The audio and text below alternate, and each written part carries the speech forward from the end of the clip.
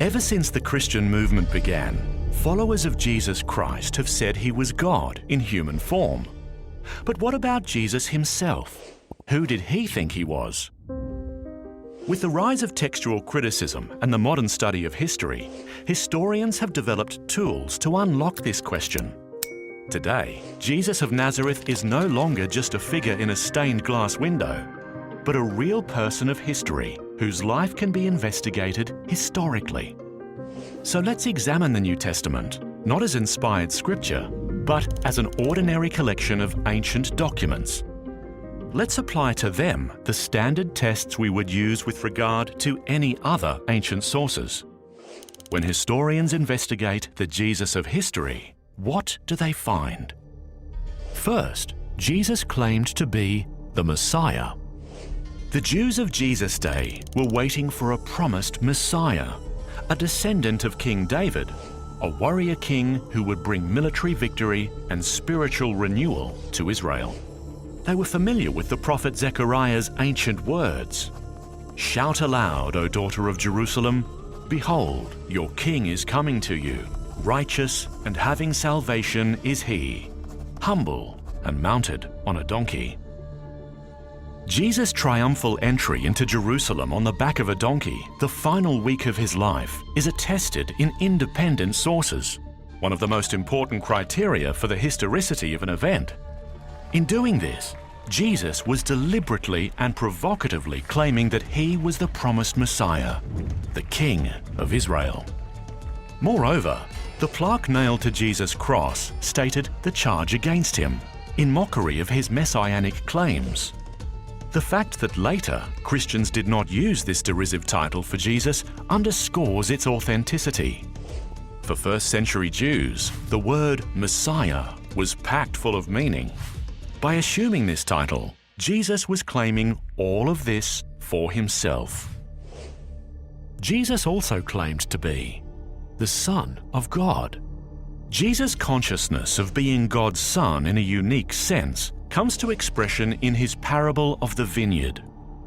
This parable matches Jesus' teaching style and employs Jewish motifs typical of his day, such as Israel as a vineyard, God as a father, the religious leaders of that time as tenants, and God's prophets as servants sent to the tenants.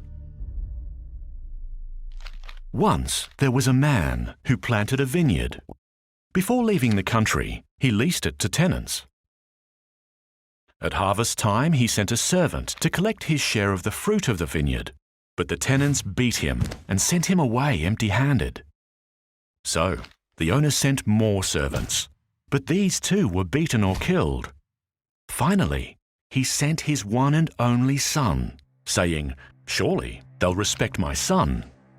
But those tenants said to one another, "This is the heir.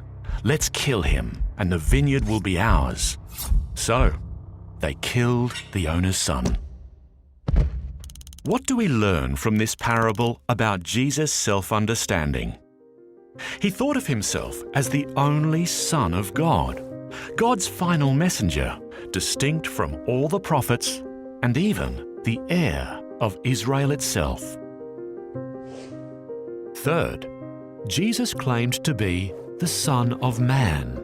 This was Jesus' favorite self-designation, being used some 80 times in the Gospels.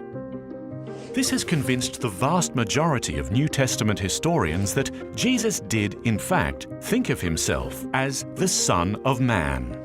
Notice, not just a Son of Man, but the Son of Man. Jesus was directing our attention to a vision described by the prophet Daniel.